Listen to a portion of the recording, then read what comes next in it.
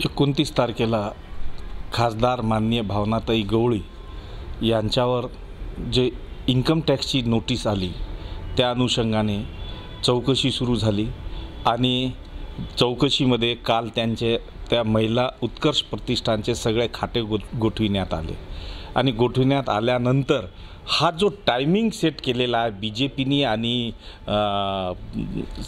शिंदे साहेबांच्या सेनेनी हा जो टायमिंग सेट केलेला आहे यावरून हे सिद्ध होते की या वेळेला BJP आणि शिंदे सेना भावनाताईवर नाराज आहे।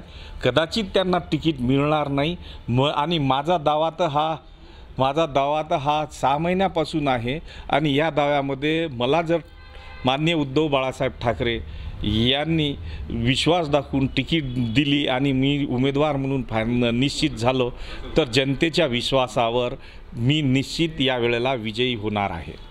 तुमचा तो दावा आहे, कन्फर्म आहे? कन्फर्म आहे। तुम्हाला असं काही हिंट दिलं का? कारण पक्षाकडनं एक पत्र काढण्यात आलं, अजून कोणते उमेदवार निश्चित नाही, कारण तुमच्या पक्षात पण अंतर्गत धुसफूस आहे असं समजलं जातं किंवा चर्चेला जात आहे।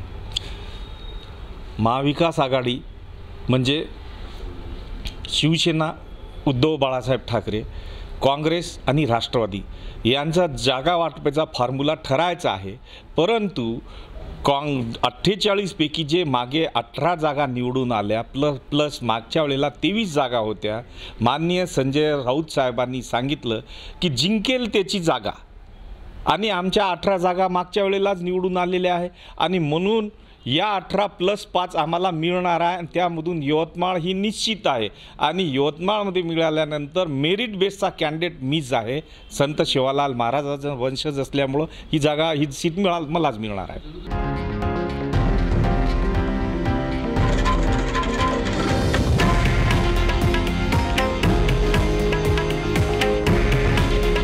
हे आहे देशातील नंबर 1 न्यूज नेटवर्क आणि आपण पाहत आहात TV9 मराठी।